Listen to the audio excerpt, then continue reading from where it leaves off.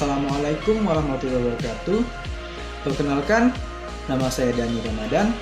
Saya berasal dari Prodi Ilmu Komunikasi, Fakultas Ilmu Sosial dan Ilmu Politik Universitas Tanjung Pura, Kota Pontianak. Nah, di sini saya akan menjelaskan tentang beberapa hal yang mungkin Anda perlu ketahui tentang apa itu jurnalistik.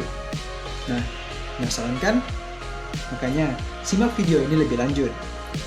Pertama-tama kita mulai dari sejarah dari jurnalistik itu sendiri. Jurnalistik pada awal mulanya muncul dapat diketahui dari berbagai macam literatur tentang sejarah jurnalistik yang senantiasa merujuk kepada Acta Diurna pada zaman Romawi kuno pada masa pemerintahan Julius Caesar. Acta Diurna sendiri adalah sebuah papan pengumuman, sejenis majalah dinding atau papan informasi sekarang. Diyakini sebagai produk jurnalistik pertama, pers, media massa, atau surat kabar harian pertama di dunia. Oleh karena itu, Julius Caesar pun disebut sebagai Bapak Pers Dunia. Dari kata Acta Diurna inilah secara harfiah kata jurnalistik berasal, yakni kata diurnal, dalam bahasa Latin berarti harian atau setiap hari, yang kemudian diadopsi ke dalam bahasa Perancis menjadi de jour, dan dalam bahasa Inggris journal yang berarti harian, catatan harian atau laporan. Dari kata diurnari inilah muncul kata jurnalis yang kemudian menjadi jurnalis atau wartawan. Penyebaran informasi tertulis maju sangat pesat sejak mesin cetak ditemukan oleh Johann Gutenberg pada tahun 1450. Koran cetakan yang berbentuk seperti sekarang ini muncul pertama kali pada tahun 1457 di Nuremberg, Jerman. Kemudian pada akhir abad ke-18, pers Amerika dan pers Eropa berhasil menyingkirkan batu-batu sandungan censorship dan mulai memasuki era jurnalisme modern yang seperti kita kenal sekarang. Tahun 1800-an juga ditandai dengan munculnya istilah yellow journalism atau jurnalisme kuning, yaitu sebuah istilah untuk pertempuran headline antara dua koran besar di kota New York. Salah satunya dimiliki oleh Joseph Pulitzer, dan satu lagi dimiliki oleh William Randolph Hearst. Ciri khas jurnalisme kuning adalah pembentukan beritanya yang bombastis, sensasional, dan pemuatan judul utama yang menarik perhatian publik. Tujuannya hanya satu, yaitu meningkatkan penjualan. Namun jurnalisme kuning tidak bertahan lama, seiring dengan munculnya kesadaran profesi sebagai jurnalis. Kemudian di Indonesia sendiri, kondisi pers semakin menguat pada akhir tahun 1945 dengan diterbitkannya beberapa koran yang mempropagandakan kemerdekaan Indonesia seperti Suara Merdeka di Bandung, Berita Indonesia di Jakarta, dan The Voice of Free Indonesia. Seperti juga di belahan dunia lain, pers Indonesia diwarnai dengan aksi pembungkaman hingga pemberedelan. Pemberedelan pertama sejak kemerdekaan terjadi pada akhir 1940-an. Tercatat, beberapa koran dari pihak Front Demokrasi Rakyat atau FDR yang dianggap berhaluan kiri seperti Patriot, Buruh, Suara Ibu Kota diberedel oleh pemerintah. Sebaliknya, pihak FDR membalas dengan membungkam koran Api Rakyat yang menyuarakan kepentingan Front Nasional. Sementara itu, pihak militer pun memberedel Suara Rakyat dengan alasan terlalu banyak mengkritik pihaknya. Kemudian, pada akhir masa kekuasaan Soekarno atau Orde Lama, dunia jurnalisme kita telah diarahkan menjadi corong pemerintahan. Tidak jauh berbeda dari Orde Lama, pada masa Orde Baru pun tak kurang dari 30 tahun dunia jurnalisme kita tidak dapat berfungsi secara bebas, bahkan harus berfungsi sebagai corong pemerintahan Orde Baru yang jauh dari idealisme pers sebagai kontrol sosial. Tetapi sejak pencabutan pengaturan mengenai SIUPP dan kebebasan penyajian berita serta informasi di berbagai bentuk pada tahun 1999, disahkanlah UU Pers nomor 40 tahun 99. Mulai saat itulah jurnalisme kita lepas dari pemasungan yang selama akhir masa Orde Lama dan Orde Baru menjerat demokratisasi pers kita. Kemudian jurnalistik dimasukkan ke dalam sebuah komunikasi massa. Kenapa? Karena jurnalistik sangat berperan penting dalam menyampaikan informasi kepada khalayak ramai. Komunikasi massa akan membutuhkan jurnalistik untuk menyampaikan informasi. Dalam hal ini, media komunikasi yang digunakan adalah koran, majalah, televisi, radio, atau media sosial. Dengan menggunakan media tersebut, komunikasi massa akan lebih lancar untuk disampaikan. Jangkauan yang dicakup oleh media tersebut juga lebih luas, bahkan hingga ke seluruh dunia. Jurnalistik juga mempunyai kekuatan untuk memberikan pengaruh pada massa dalam sebuah komunikasi massa. Pengaruh tersebut bisa saja berupa pengaruh yang baik ataupun bahkan pengaruh buruk.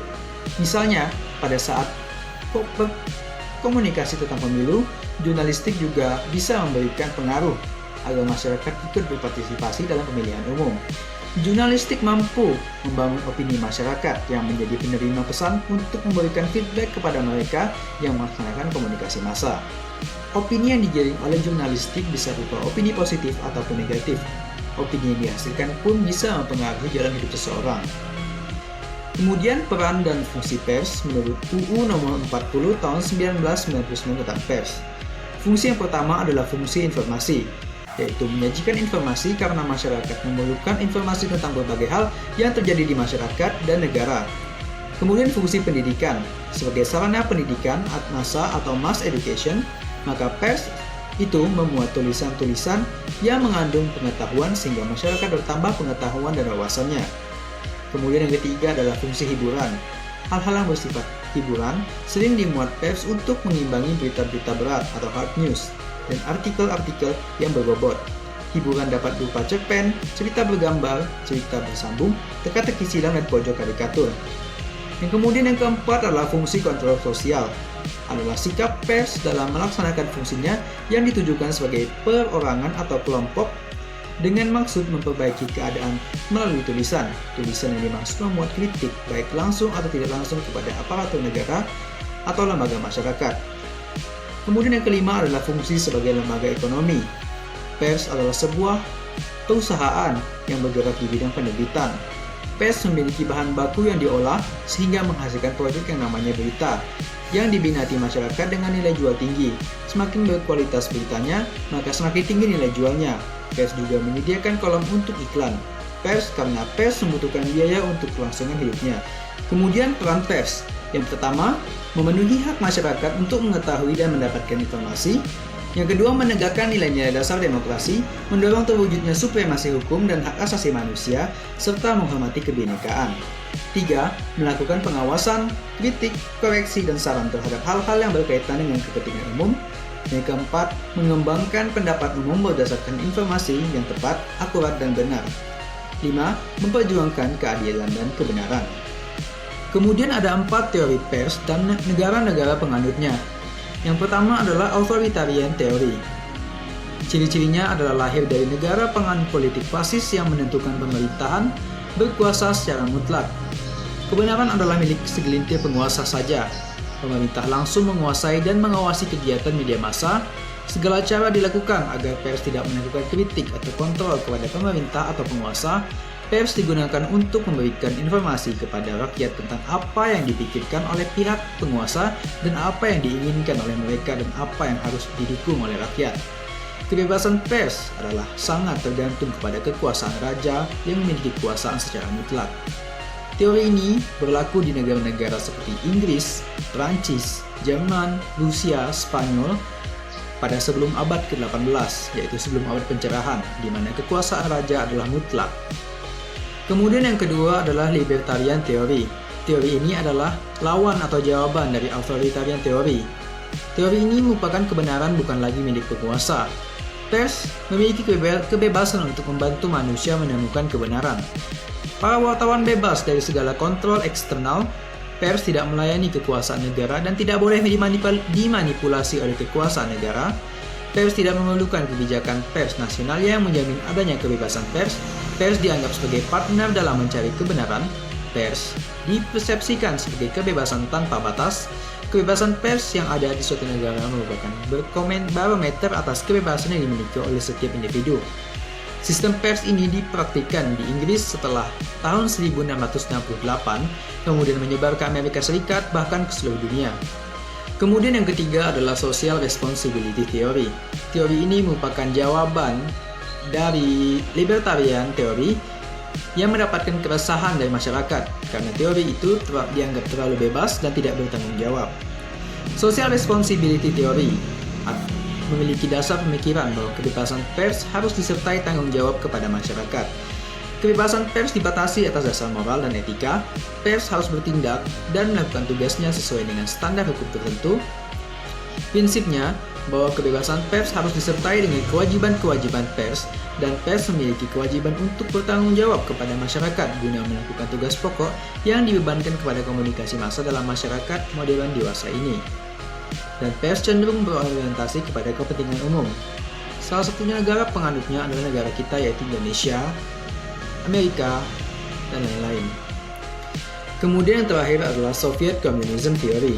Teori ini menitikberatkan pada kekuasaan tunggal dan sepenuhnya merupakan alat pemerintah atau partai dan bagian integral dari negara.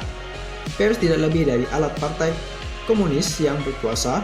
Pers memerlukan kebijakan pers nasional untuk menjamin pelaksanaan kebebasan pers yang sesuai dengan kehendak negara.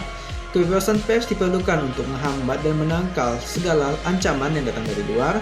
Pers harus menjadi kolektif propagandis, kolektif agitator, dan kolektif organizer. Pers ditetapkan sebagai alat untuk menyalurkan indoktrinisasi massa atau pendidikan massa, bimbingan massa yang dilakukan oleh partai. Soviet Communism Theory ini diberlakukan di negara-negara yang komunis seperti Uni Soviet, Kuba, Romania, Polandia, Cina, Korea Utara, dan lain-lain. Demikianlah video singkat tentang jurnalistik ini. Apabila ada salah kata, mohon dimaafkan. Dan terima kasih telah menonton video ini. Saya ucapkan terima kasih sebesar-besarnya.